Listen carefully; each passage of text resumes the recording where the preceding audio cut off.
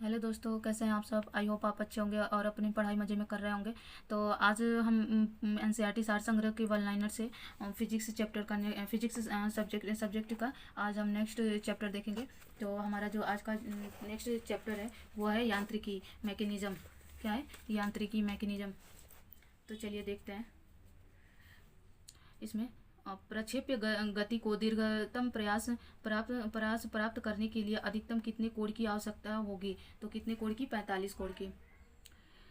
मनुष्य जब नदी के किनारे नाव नाव से बाहर कूदता है तब नाव पीछे की ओर क्रिया प्रतिक्रिया के कारण हट जाती है। जब कोई मनुष्य नाव से बाहर कूदता है तो नाव पीछे की ओर हट जाती है। क्यों हट जाती है? वो क्रिया प्रतिक्रिया के कारण पीछे की तरफ नाव हट जाती है।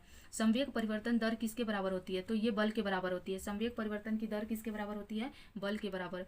न्यूटन का प्रथम नियम किसे परिभाषित करता है? जड़त्व को। न्यूटन का प्रथम नियम किसे परिभाषित करता है? जड़त्व को।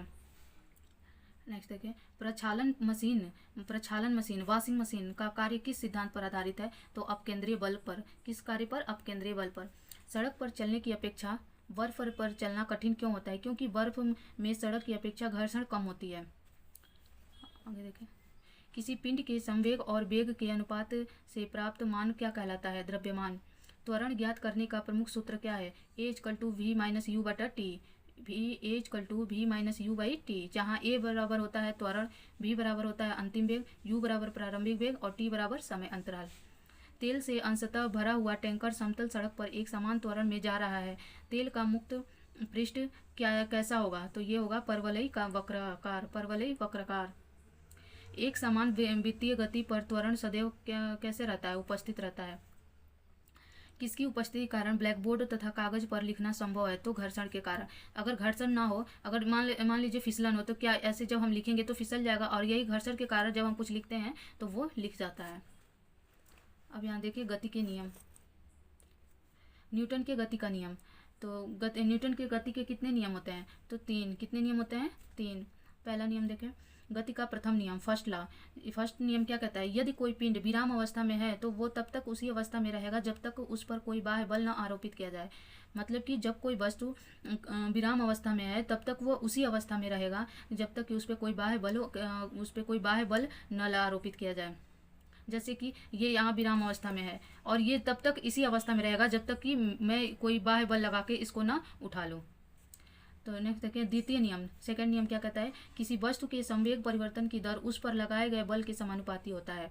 जो किसी वस्तु के संवेग परिवर्तन का दर होता है उस पर लगाए गए बल के समानुपाती होती है तथा संवेग परिवर्तन की दिशा बल के अनुदिश होती है।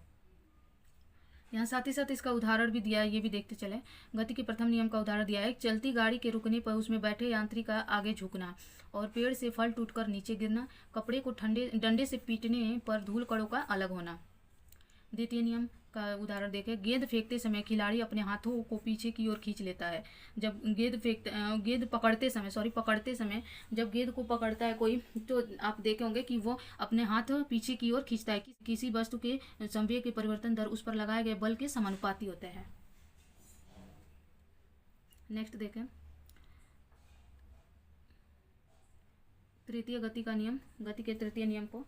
प्रत्येक क्रिया के बराबर और विपरीत दिशा में प्रतिक्रिया होती है। प्रत्येक क्रिया के बराबर विपरीत दिशा में प्रतिक्रिया होती है, इसलिए गति को क्रिया प्रतिक्रिया का नियम भी कहते हैं। इसलिए इस गति को क्रिया और प्रतिक्रिया का नियम भी कहते हैं। इसकी उदाहरण देखें। बंदूक से गोली निकलते समय बंदूक पकड़ने वाले व्यक्ति को पीछे की ओर धक्का लगता है। और रॉकेट नियम, वायुयान की गति, चप्पू चालन एवं नाव आगे बढ़ाना, ये सब किस पे है? किसका उदाहरण है? गति के तृतीय नियम के। आगे देखें। ऊर्जा संरक्षण से क्या आशय है? ऊर्जा संरक्षण से क्या आशय है? तो ऊर्जा का ना तो सृजन किया जा सकता है और ना ही नष्ट किया जा सकता है। अंतरिक्ष से गिरता हुआ पिंड पृथ्वी के वायुमंडल में प्रवेश करने पर क्यों जल उठता है? वायु के घर्षण के कारण। ग्रही पिंडों की परिक्रमण गति ग्रहों द्वारा सूर्य का परिक्रमण से प्रभावी बल है, अभिकेंद्रीय बल। दूध मथने के पश्चात क्रीम का दूध से पृथक हो जाने का कारण क्या है? अपकेंद्रीय बल। वायु की ऊर्ध्वाधर गति को क्या कहते हैं? वायु प्रक्षोभ। वायु की ऊर्ध्वाधर गति को क्या कहते हैं? वायु प्रक्षोभ। रॉकेट किस सिद्धांत पर कार्य करता है? संवेग संरक्षण के सिद्धांत पर। सरल आवर्त गति के दोलन में किसकी आवश्यकता होती है? प्रत्यास्थता एवं जड़त्व दोनों की।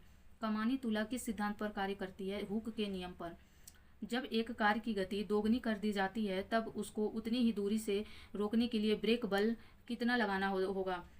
जब एक कार की गति दो गुनी कर दी जाती है तब उसको उतनी ही दूरी में रोकने के लिए ब्रेक बल कितना लगाना पड़ेगा, तो 4 गुना लगाना पड़ेगा। 2 गुना करेंगे तो कितना, 4 गुना लगाना पड़ेगा। जेट इंजन किस सिद्धांत पर कार्य करता है? जेट इंजन किस सिद्धांत पर कार्य करता है? नेक्स्ट है, जेट इंजन किस सिद्धांत पर कार्य करता है? तो ये करता है रेखीय संवेग संरक्षण के सिद्धांत पर। रेखीय संवेग संरक्षण के सिद्धांत पर।